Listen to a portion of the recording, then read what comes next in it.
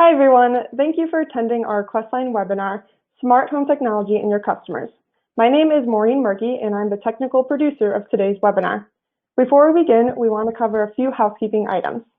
To the left of your screen are multiple application widgets you can use.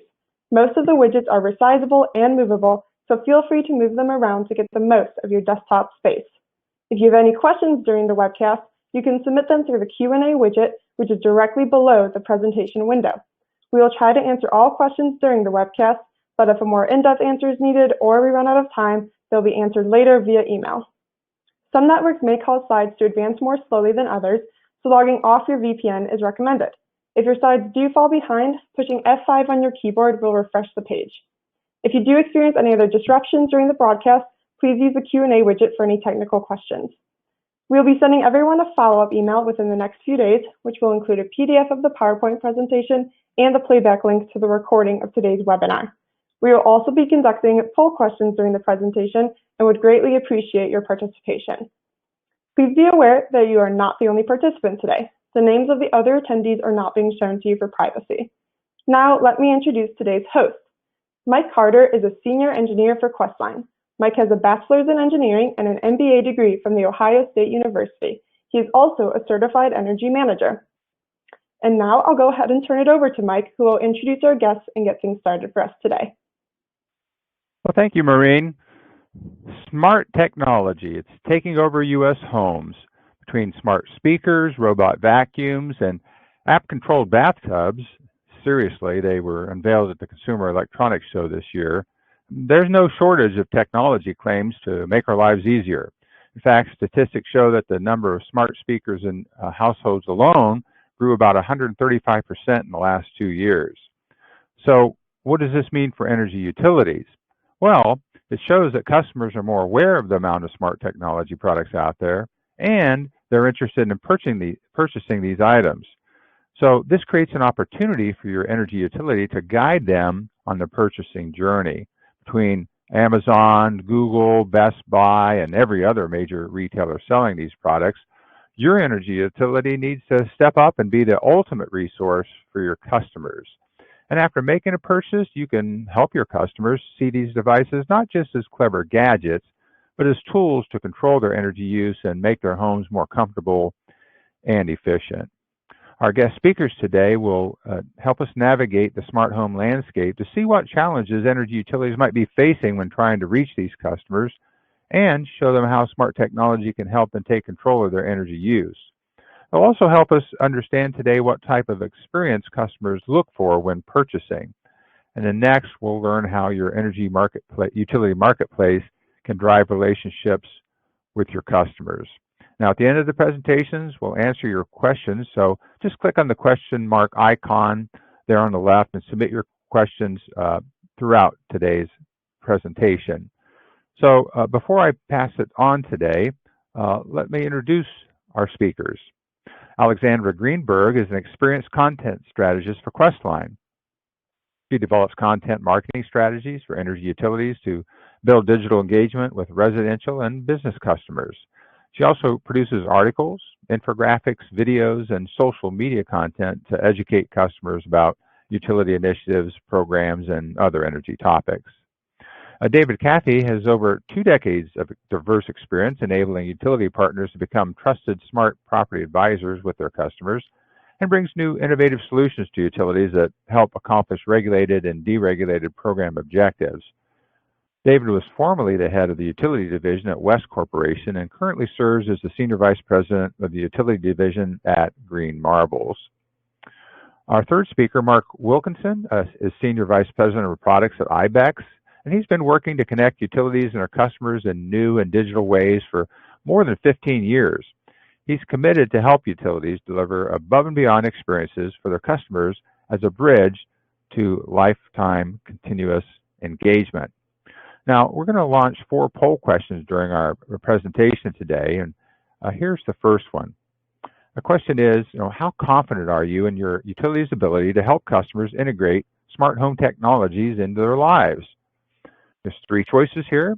We're going to just sit here for a little bit while you get a chance to answer this.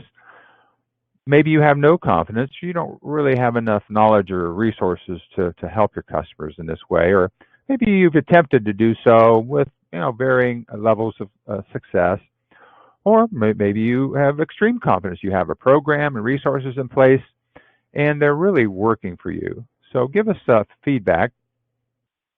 Again, I appreciate your participation in our polls. I think we'd all like to know just that level of confidence that our audience today has in their utility's ability to help their customers integrate that smart home technology into their lives. Just another couple seconds here. I really appreciate everyone jumping in on there. Got some interesting results to share with you. And I think most people have answered that's going to answer. So let's take a look at the results here. So the vast majority of you have some confidence, and a few of you very little to no confidence, and only a very small percentage of you have that extreme confidence. So I think you're going to find our presentation today then very valuable. So thank you for participating in our polls. And Alex, I'm going to turn it over to you to get us started today. So just click the take control. Great. Thank you very much, Mike. Okay, so we will get started. Smart home technology presents a great opportunity for energy companies to meet their customers where they are and build a trusting relationship. They can assist customers as they decide which devices to purchase, learn how to integrate the technology into their homes, and finally, take control of their energy use. But this opportunity may also come with some challenges for both the utility and their customers. As Mike mentioned, smart technology has gotten incredibly popular in recent years. More than 60 million Americans now own at least one smart home device. As this technology matures, it's moving beyond the audience of tech-savvy early adopters and reaching the mainstream. Smart speakers in particular are becoming more common. About 25% of American adults say they own at least one smart speaker, and more than 50% of people with voice assistants say they use the technology several times a day or nearly every day. Consumers are communicating with their smart devices, and it's critical for energy utilities to be part of that conversation. In the near future, smart home technology will be how customers interact with energy, whether they use a smart thermostat to check their heating and cooling energy use, or ask their smart speaker questions about their most recent bill. Customers will think of these devices when they think of energy. That's why it's so important to build and own that relationship with your customers, with becoming a trusted source of educational information when it comes to smart home technology. Some of your customers may not be on board with smart tech. They may not see any practical benefits, or they could be concerned for their privacy. Regardless, they have a lot of questions when it comes to smart tech, and they're looking to you for the answers. According to SECC research, 42% of consumers said the involvement or endorsement of their utility would influence their adoption of new energy technologies. Providing helpful advice when your customers come to you with questions builds the foundation of that crucial relationship. If you don't have the information they need, they can get it elsewhere, specifically from the manufacturer of their smart devices. Companies like Google Nest send monthly e-newsletters to their customers. Google's emails touch on a lot of topics, always starting off with an eye-catching GIF and overall statistics applied in a practical way.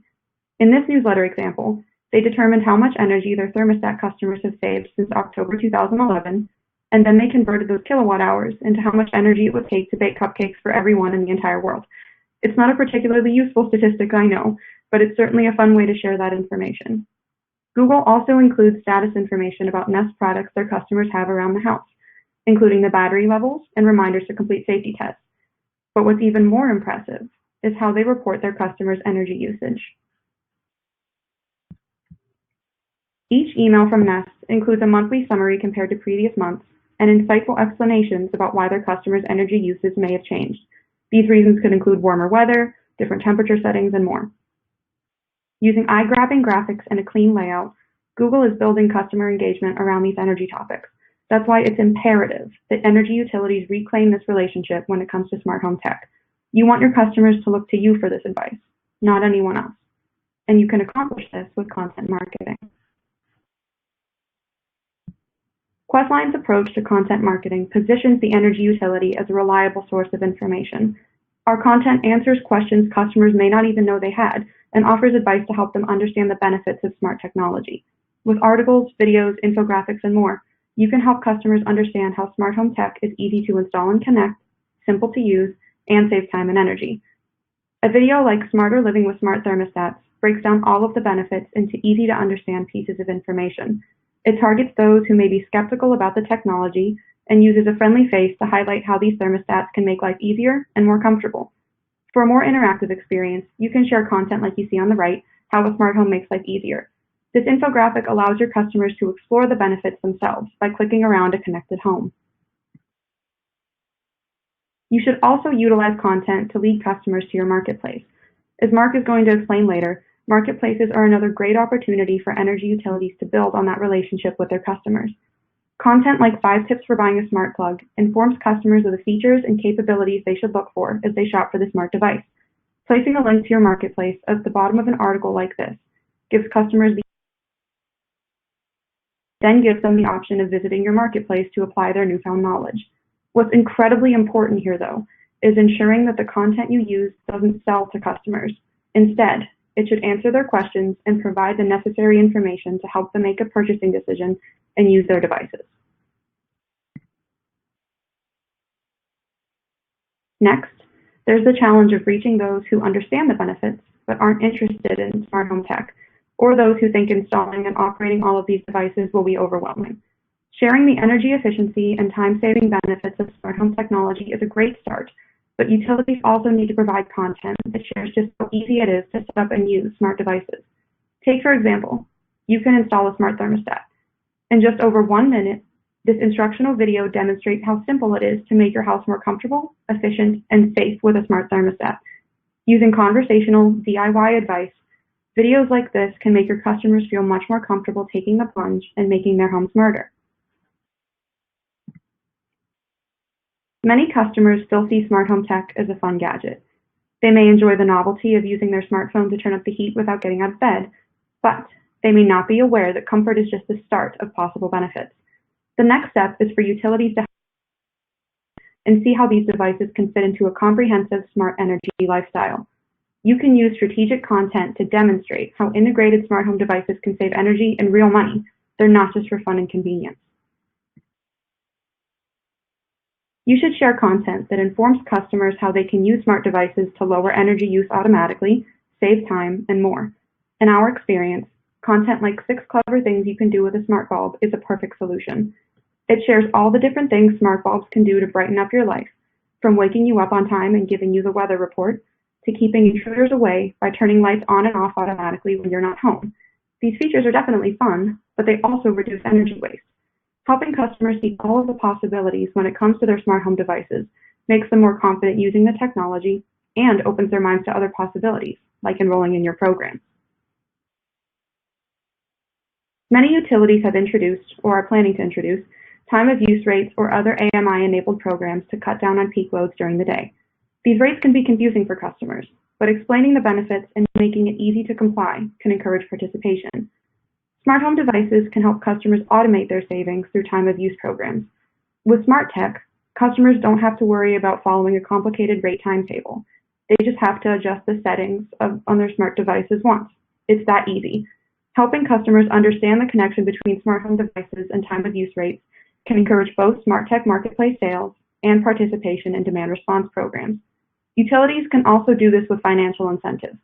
For customers who already own smart devices and sign up for demand response programs, some utilities offer financial incentives that show up as credits on a monthly energy bill.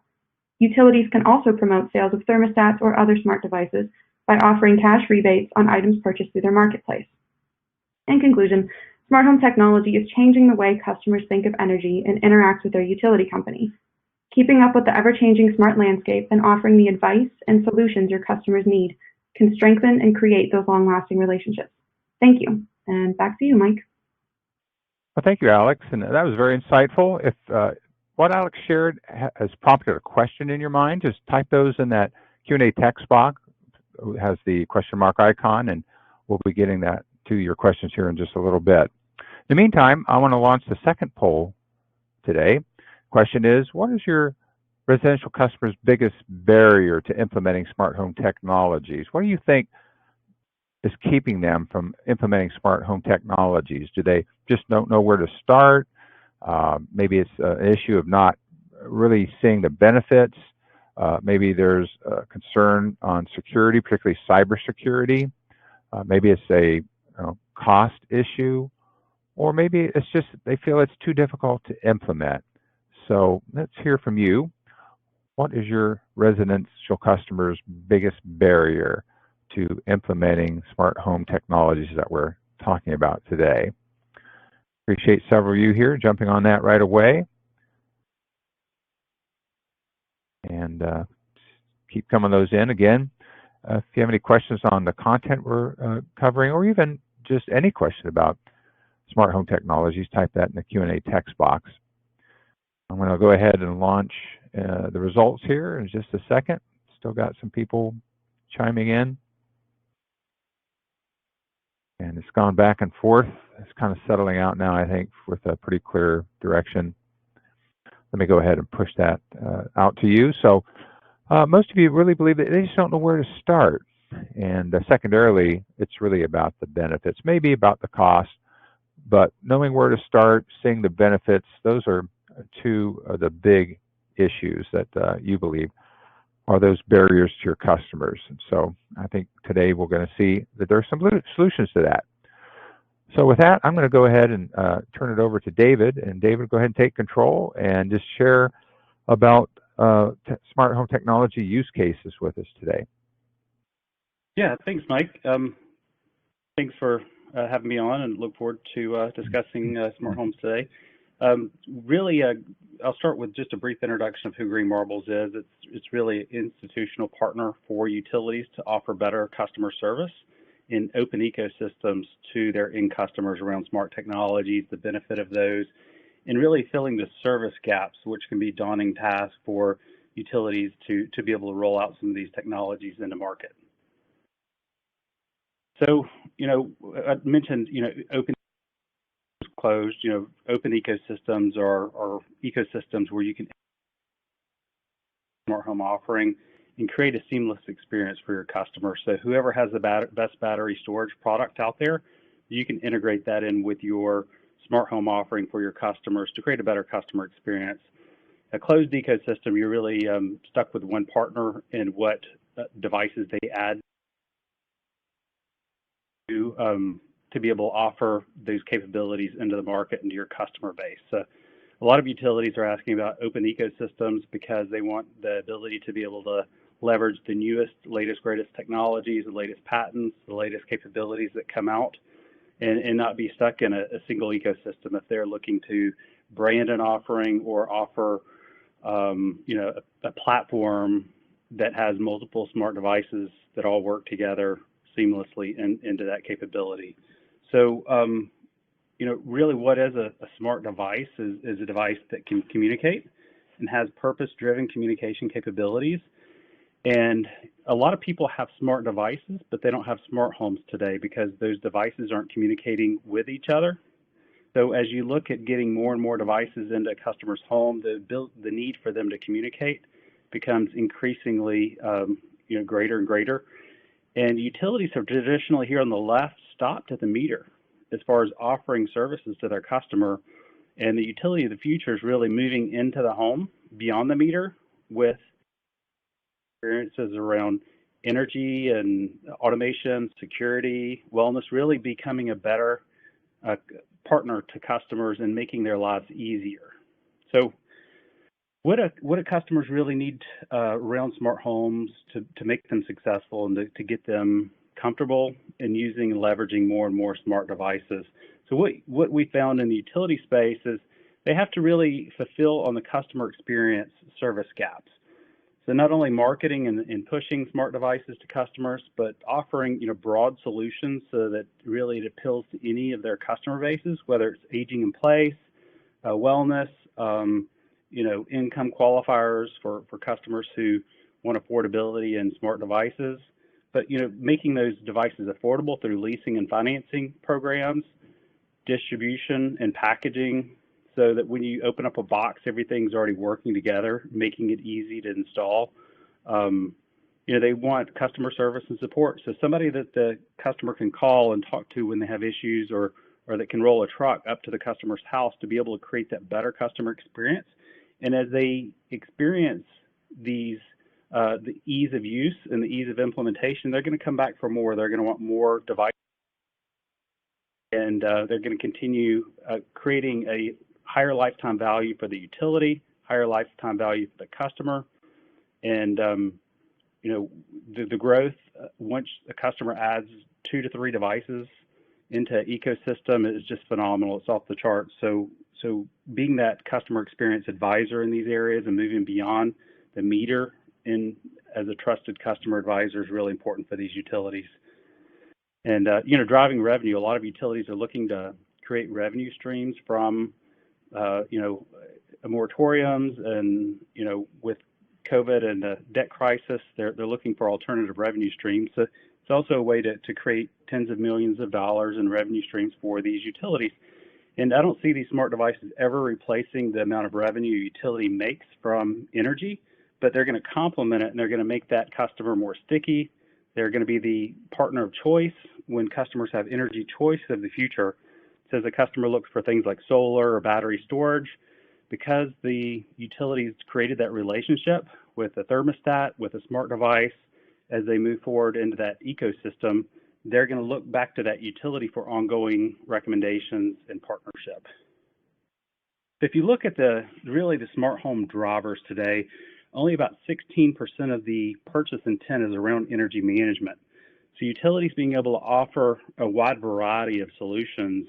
You can see here that the primary driver is still security of smart homes. So be able to offer cameras or, monitored security. Aging in place and wellness is an area that we'll discuss here in a minute, because that's another growing segment of this market. But really being able to offer a holistic, experience to that customer.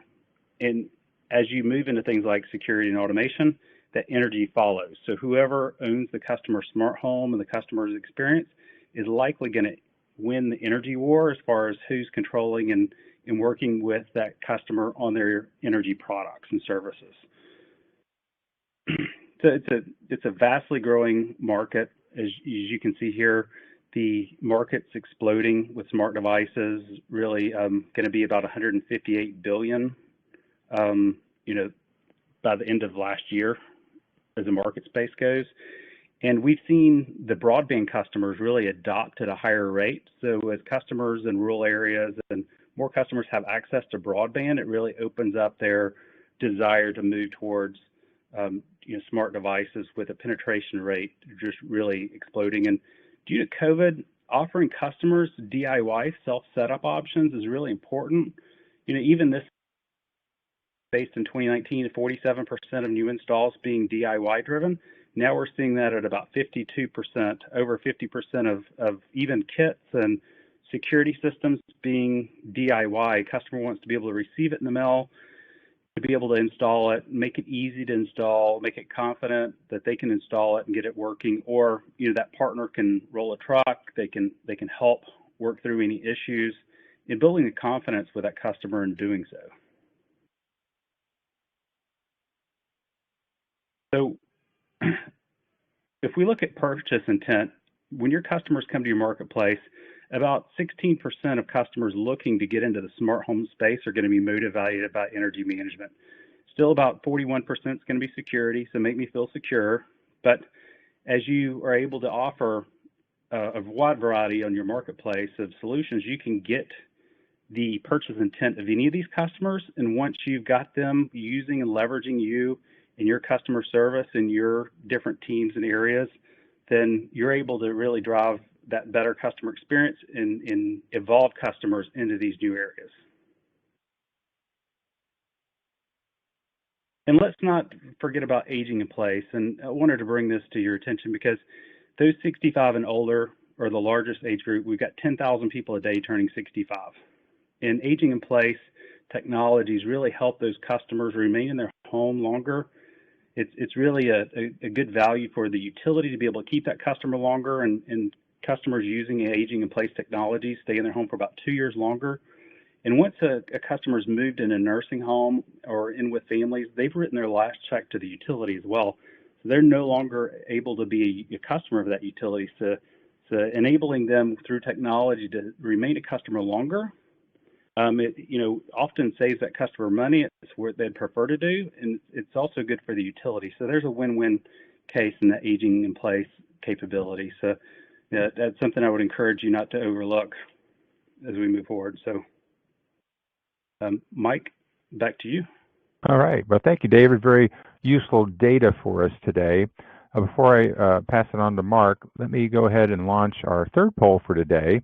And the question is, what are your utility's primary goals when it comes to smart home initiatives? Now, they could be multiple goals, so check all that apply, but is it related to this establishing this marketplace and really selling the home devices? Is it really to ultimately promote energy efficiency? Or maybe it's related to development of your demand response programs or development of your time of use rates programs. So check all that apply, and let's get a feel for what the real driver is in terms of the goals of your utility in terms of using smart tech marketplaces. Seeing quite a distribution here already. Appreciate that. And I would think that there might be some questions on what Dave shared, so type those in the Q&A text box, and I'm going to go ahead and share the results of this particular poll in just a second. I think every one of you jumped on this one to answer it, and so I'm seeing lots of activity. Must be a great question. So let's take a look and share with each other what your goals might be. So most of you are looking to promote energy efficiency with your smart home initiatives, or a couple of your programs like demand response, time of use, and really it's the least of you would really have an interest in just driving it from the sales of smart devices. So very good insights for us today. All right, so Mark, I'm going to turn it over to you. Take control and share with us how to establish a best-in-class utility marketplace. Excellent, and thank you everybody for having us today. This is a topic we're pretty excited about at ibex. I was part of a research survey at CES a couple of years ago, and I've always considered myself sort of a late adopter, and about a third of the way through the survey, I realized I had 29 devices that were connected, to my router, to my home network, that were smart in some way or another, and it sort of shocked me. I got bandwidth from my internet provider because I was clearly having too many devices. But when I started to talk about that concept, that survey, with friends who have kids, I learned that they have like 40, 45, 50 devices in many of their homes.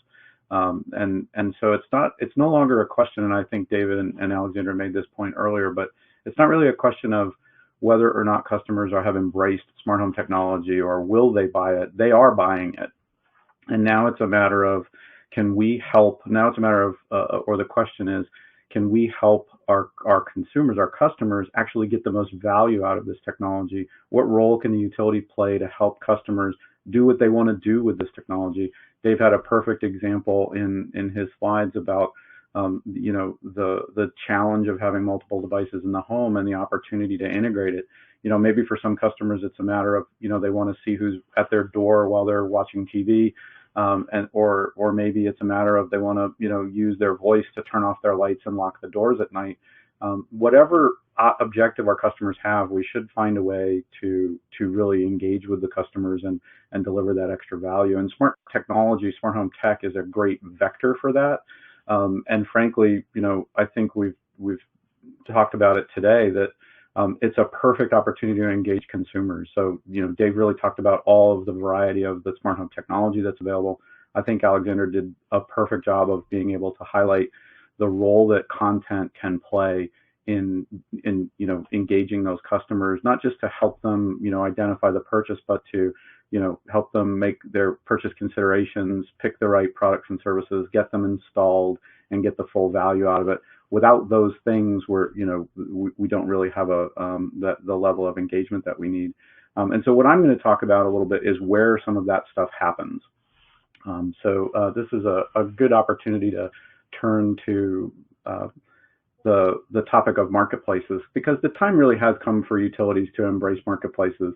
Russ Henderson, who's a friend of mine at Chartwell, has the best data in the world on this. They've done great work in terms of understanding utilities and the experiments that utilities have made in marketplaces. And we know that there's several utilities who have been embracing marketplaces with mixed results over the last few years, but there's really no reason not to fully wrap our arms around them, because the majority of our customers want them. 57% of customers either have used them or they have interest. They're asking their utilities for those marketplaces. And those stats, while they're important, are actually more important when we double click on them. Because when we look at the statistics for millennials and Gen Z, that giant customer cohort that's coming, the number of those customers or the percentage rather of those customers that want to engage with their utility for marketplaces gets much, much higher. And I'll argue that everybody is an e-commerce shopper now, so there's no reason why we wouldn't use a marketplace to connect with our customers at basically all demographics. And we know that digitally engaged customers, those customers that are coming to a web portal or a marketplace, are more likely to buy new products and services. They're more likely to promote or be a fan of utilities on social media, and they report much higher CSAT or NPS, measures of loyalty. So there's really no better time than now to engage with utilities. I think the fact that we have, all become shoppers in e-commerce after that dumpster fire of a year 2020, there's no going back. Utility e-commerce is now measuring, in some pockets, 30, 40, 50% of sales in some categories. It's double digit annual spending on retail in the U.S. The fact that my 77-year-old father, who let go of his flip phone only when it was falling apart, can now order contactless delivery for his food, medication, and groceries to his home. And he's actually interacting with his kids, his grandkids on FaceTime and watching their TikTok videos. That my dad knows what TikTok is means there's nothing going back in terms of smart tech and digital commerce. So we're big fans of marketplaces, but it's not just about deploying one. A common refrain from many of our customers in the utility space is that well, I built a marketplace, but nobody's shopping there. Build it and they will come has only probably worked in a couple of movies. It's not really a viable strategy for e-commerce. So we'll talk a little bit about making that happen. And I think the real places may surprise you, but I'll leave that for the end. Design really does matter when it comes to a digital commerce suite and a digital marketplace.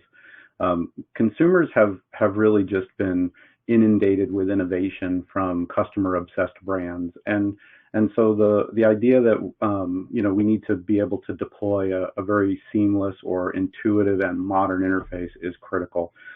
So being able to have a clean, modern design with lots of visuals, lots of pictures, and be able to, more importantly, be mobile deployed has never been more important. Some recent stats from our marketplaces, as well as some research, shows that as much as 70% of traffic on these marketplace sites is coming through mobile devices. So there's that whole dimension of responsive design, which just means that your sites are designed to operate seamlessly between desktop and mobile scenarios, has never been more important. But these are the kinds of things that fall into place for designers. The idea that you have to know all of these things and in-source this level of expertise is an age behind us. There's so many companies today that deploy e-commerce suites, and that's their business, and they're always innovating. Means that utilities today can partner with companies that can help them with an out-of-the-box solution that leapfrogs the legacy technology struggles that we've had in years past. Getting to that modern design getting to that mobile enablement, getting to an intuitive interface that is rich with products and services is now as simple as partnering to deploy. The site you're looking at is called Utility Smart Home. It's an example of a solution that's actually out of the box, can be customized for clients to deploy. And that last bullet about multi-channel really just means that we have to meet our customers where they want to engage. Alexander spoke about this earlier, but the idea that we want to meet our customers in their channel of choice is really important. You can have a modern marketplace and we can get customers to engage on it and drive traffic to it. But once they're there, we need to make sure that if they want to do it all themselves, that the interface is easy to use and very seamless. If they want to have a question answered, that we have multiple channels for them through chat or through telephone. And if the customer wants to send in an email, that there's a care organization that can respond in those channels. So we need to make sure that we're enriching the kind of customer experience, because customers are spoiled. We're all digital shoppers. We all know that we all know how to engage in e-commerce. So we're sort of following in the footsteps of brands like Apple or Best Buy, who have innovated in their digital commerce experiences. But as I said, there's really no reason to worry about those things anymore, because there are solutions that can be customized for utilities and deploy a modern interface that immediately lets you leapfrog any of the gaps that might exist in your legacy tech stacks. So once you make the decision to get a marketplace, the question really pivots to, what do we want to put on it? And so we're advocates of matching catalogs of offers to customer expectations. And what this really means is trying to put the customer at the center of the e-commerce business to learn what they're interested in. It's one thing to visit a site like a Target, for example, but if Target started trying to offer you automobiles, there would be a real shift for the consumer base. Or conversely, if you went to CarMax and they started to offer you, sheets, pillowcases, towels, and toiletries, you'd be confused. In a utility marketplace, the idea of building a product catalog needs to be not too big, not too small, but really just right. So we don't advocate thinking too big, sort of filling the shelves with products, because you don't want to compete with Amazon. Nobody can. But the reality is that if we all think about it, 3 or 4 of the last 5 or 6 purchases you've made online, you may have shopped on Amazon, but I'll bet you bought somewhere else. And that's because each brand, each e-commerce marketplace has its own attributes, has its own affinity for its customers. It's offering the right mix of products and services and the kind of information that customers value and the trust to make those purchases. And that's exactly right for utilities. But too often we see utilities think very small, and maybe they only offer products and services like an electric utility, only offering just a few conservation devices and faucets, low flow faucets and things. It's important for us to think in terms of what David and Alexander have talked about today, which is there's a range of product categories for the home that really makes sense. And we think in terms of permissible registers. What that really means is the brand is imbued with certain attributes that the customer allows them to offer. So if we think about the concept of a trusted advisor, and we know that customers invest in their utilities a lot of trust and credibility, and we think of utilities, and I don't care what commodity it is, we think of utilities as being able to give good advice and answer tough questions about things related to my home, then the utility really does have a wide array of product and service categories that it can offer. So we're big advocates of not just products and services, but also things like service contracts, contractors, and a category we call local offers that delivers offers to customers that they're expecting, sometimes maybe not expecting, but make sense to them based on their trust in their utility, and really make sure that the customer's home is safe, secure, convenient, comfortable, and entertaining. If we stay within those registers, there's a very wide variety of products and services that really do make sense. And we can make sure that customers not only come to the site and maybe they're visiting because they've read an article or they've seen a video, and they get to the site and they can get more content and more information about the products and services, Maybe they've made a purchase like a smart thermostat and they return to the site to see a video on how to install it. It's very scary. And so content and the categories really fit together to make sure that the marketplace is something that customers can come back to. And then we advocate local offers and service contractors as a portal for a utility marketplace, just to give customers a reason to revisit periodically and get something of a little extra value because they're a member of your utility. This builds incredible connective tissue between you and your customer, and it provides you with a lot of information about customers, about what they're buying and what they're interested in, so that the utility can actually re-engage that consumer, bring them back to the site, offer them new and next level purchases. And that brings us to really embracing the data, understanding that in a good quality, successful e-commerce portal or marketplace, we need to take a different approach to data. We really need to make it easy to understand what our customers are trying to tell us, because customers they're not demanding personalization anymore. It's simply accepted as a matter of fact. It's a table stake in e-commerce. So utilities sometimes have concerns about data and using customer data, but the customers being on a marketplace are really expecting the brand, the utility, to use that data to personalize the experience. So things like understanding where they live and keeping track of their purchases, keeping track of how they visited the site, and once they get to the site, what do they do? Content on some of our marketplaces that's the most popular are things like learning libraries, the comparison lists and top 5 and top 10 lists that Alexandra mentioned, videos about installation or how to use and program your thermostat, or how to connect devices to your phone apps or to your router, are some of the most popular and heavily used pieces of content. Again, bringing people back in, but it also gives us touch points that tell us what customers might be interested in the future. So we'll get to that in just a moment, but 2 things I want to make sure we talk about. Mobile. Since so much of the traffic on a device, on a marketplace is being done on a mobile device, we want to make sure we make it easy for customers to click to call or chat. And also social. We want to make it very easy for customers to click and share this great experience with their other customers, with their friends in their social circles. But ultimately, the website wants to be something that we can use the data to make a personal connection to our customer and enrich their lives, bring them back into the experience, and potentially sell them something new. And that's where we get to inspiring these new purchases. So for example, and Dave kind of mentioned this earlier, safety and security is a major vector for an interest in smart home technology. So customers on a utility website, one of the most common purchases is a smart a learning thermostat. It's sort of like the gateway product for the smart home marketplace for utilities. But if I'm a tech savvy shopper and I'm interested in safety and security and controlling my next purchase will be a doorbell app, so I can see when my purchases are being delivered.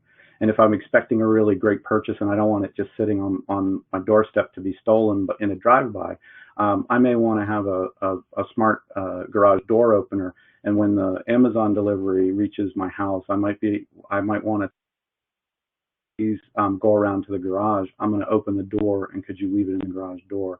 That's all technology that it's hard to piece together in a generic marketplace and just a place to buy the products and services. But if we combine great products and service selection, and we combine great content in a marketplace approach, we can really encourage that tech-savvy shopper or a security-interested shopper to buy those things from us. I'm a pet owner. I behave in a very different way. My wife and I don't have kids, but we do have 7 dogs. So after we got our thermostat in copper because it matched, the first thing we bought in the smart home world after that was a streaming video camera. And that just meant that I could spy on my dogs while I was at work. And then, of course, because we have so many dogs, we had to get more cameras, and that just meant I could see what they were really doing when I was at home. So that led to buying a smart speaker and being able to talk to my dogs and tell them to get off the couch when I was working. And now they even have a new device that lets me throw treats at them while I'm remote. So these are the kinds of things that if we embrace data and we understand the products and services we're looking for, we can really personalize the customer's experience and deliver great value to them. These are not products and services that we're pushing on these customers. These are products and services that our customers are going to want. and we can deliver them in a unique and personalized environment. And that's what the real value of a marketplace becomes. To run a successful marketplace, utilities have to innovate around the customer experience. And there's no easier way to do it rather than in a marketplace that you can control and contain for your customers.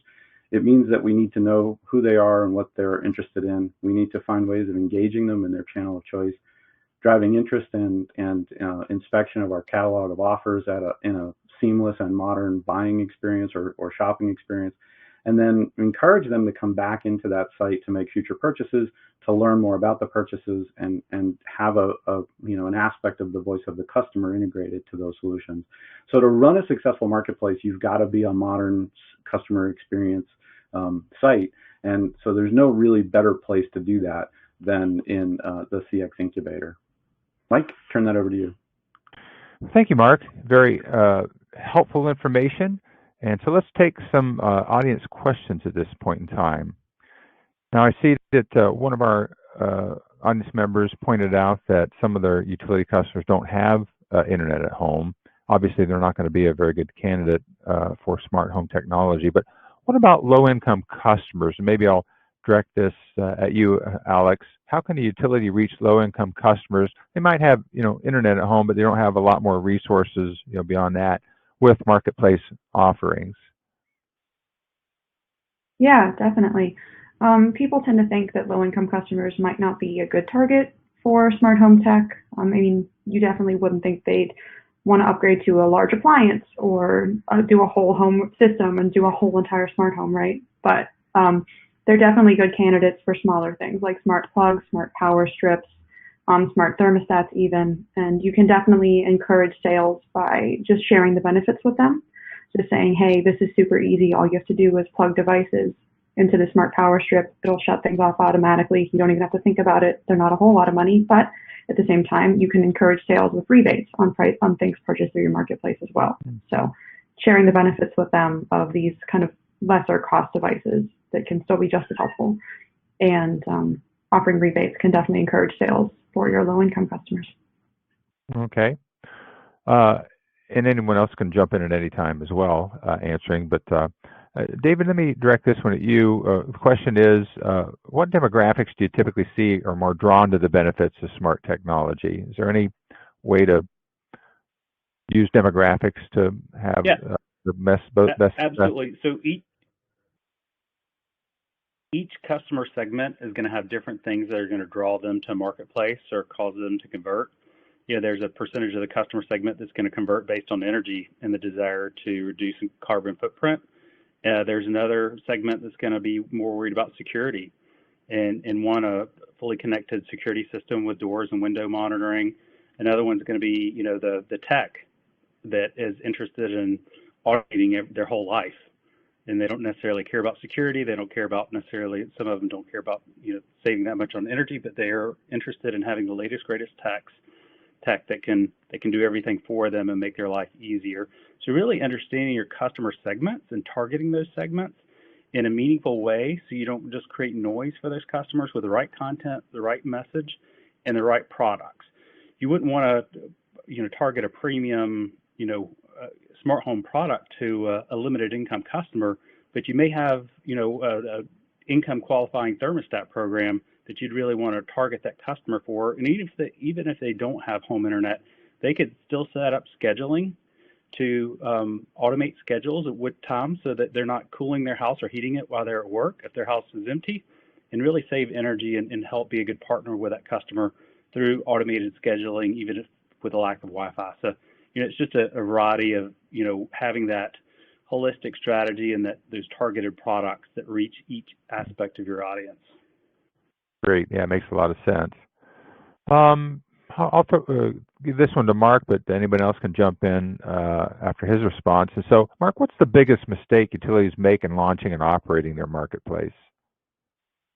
A great question. I think it really boils down to the expectation that simply offering the marketplace is going to be sufficient to see good sales. And what happens too often is the website link gets buried there's not enough market awareness. Customers aren't informed about the availability of the marketplace. So too often you'll have purchased a marketplace or implemented a marketplace, and 6 to 12 months later, customers aren't engaged any longer. So sales drop off, traffic drops off. It really is the kind of incubator where, introducing new customers to it immediately and creating nurturing campaigns to stay engaged with customers, using content to drive customer awareness and interest in products and services, and then linking to the marketplace so that folks know where they can go and get more information or even make the purchase. I think that's really the biggest challenge for utilities, is shifting, as David and Alexander have spoken to, from, just offering that to really engaging customers to help them, answer their questions and get the products they're looking for. Great. Okay. Another question here. Do smart devices consume a lot of power? This will be a concern for our customers, one of our audience members has asked. Anyone want to volunteer on that? Do these smart devices consume a lot of power? Generally not. I mean, you have Energy Star devices that are going to help with energy reduction. So you're going to see a significant energy drop, up to 20% of lower energy if you're implementing a smart thermostat. But a lot of these cameras have energy savings modes that reduce little power. Implementing a smart device is not going to create a noticeable difference in your monthly energy bill. Yeah, some of them are actually even battery operated, right? Maybe some of the video doorbells, for instance, some of those outdoor devices, even outdoor cameras, I understand, and the battery technology is. Some of these devices you can charge them, every 3 months, or even a lot of our devices that are security related, it's 5 to 7 year battery life with a lithium-ion battery, and then we've got things like free battery replacement programs when those things die. Okay. Dave, I'd like to add one point. Dave, you probably know this better than I do, but a lot of smart devices are purchased at time of replacing aged equipment. So a smart TV as opposed to just a flat panel, a smart light fixture with a camera on it for an outdoor light that's gone bad, those kinds of things, so that the net increase in electricity is actually, or power consumption is actually very minimal, because it's replacing another device. It's not necessarily always just accretive, right? Yeah. Yeah, that's a great point, Mark. And if you're replacing a light bulb, you're probably replacing a light bulb that's not LED, right, with a smart LED bulb. And then not only is it going to use less energy, but you can actually schedule it or cause it to go off during certain times, so you're using less energy from that bulb, with it being on, a smaller amount of time. All right. Well, here's a real practical issue, I think. The question is, do you find that utilities are using their marketplaces as an education hub rather than just a place to sell products? In other words, the marketplaces aren't necessarily, earning before interest and taxes driven, but more educationally driven. And that's one question. And then the second is, how do you sell that concept to regulators, that it's really more educational? I see you smiling, Mark. Maybe you can jump in on that. Yeah, we wrestle conversation with our clients and in support of their regulatory regimes all the time. Yeah, I mean, I think Dave said it earlier in his presentation. The sale of smart goods, for example, is never going to be more than a rounding error for most utilities, even if it's a couple of points or partial percentage points for large IOUs, for example. But what it is a mechanism to really innovate in the customer experience, to develop and support CSAT and customer inputs. So it's a great vehicle for enhancing voice of the customer programs and intelligence from our customers about what they want in the future. And then, we think a huge driver, and Alexander's examples earlier were perfect. A huge driver for customer engagement with a marketplace is about education and enrollment in programs like demand response or energy efficiency time of use programs, because traditionally it's not an easy thing for utilities to do, but customers who are already engaged digitally in a marketplace almost expect that kind of communication. So it becomes a really good vehicle for accomplishing those goals. And the revenue, if it's impactful, can be used to drive innovation for outreach and subsidy programs across the entire customer base. So usually, I think the regulators have been open to those types of considerations, and it really is more about engagement and education than it is sales. Great. Okay. Well, we've kind of come down to the. Oh, go ahead, please. Go ahead. I was just going to comment on that ongoing education really continues into the home when you're able to implement smart devices. So the panel on a customer's countertop can be used for ongoing utility communication, education, life safety, outage communications. It really is opening up new vehicles for education for the utility, not just on the marketplace, but through the device experience and that whole value chain of those different connected devices. Yeah, great perspective. Well, we're going to stop with our questions today. We've run out of time, but if we missed addressing your question during a webinar, we'll follow up offline. So in the meantime, I appreciate if you could respond to our last poll for today. And that poll is, how useful was the information presented in this webinar? And we've got 5 different choices there. So I'd like that feedback to know how valuable this has been. Now, as you're doing that, let me share some key takeaways from our speakers today. First, I think I heard that utilities need to take control of promoting smart home technologies and utilizing content to promote these items and their benefits, and that's a really good way to do that through the marketplaces. And then second, home and personal security is a prime motivator for customers looking to purchase smart home tech.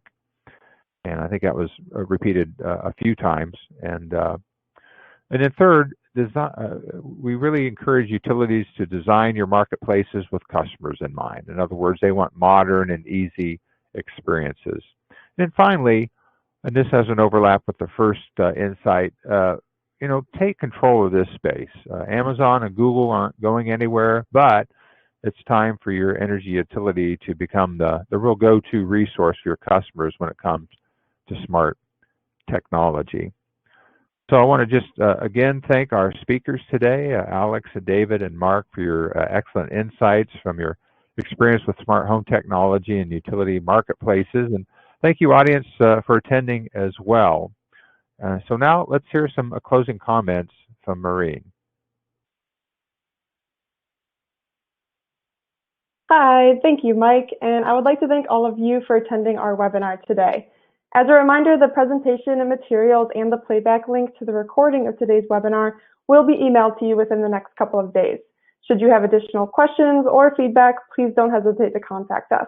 Remember to also keep March 24th open for our next webinar, where we will discuss our 2021 benchmarks report and how to accelerate your digital customer relationships. Thank you again for attending, and have a great day, everyone.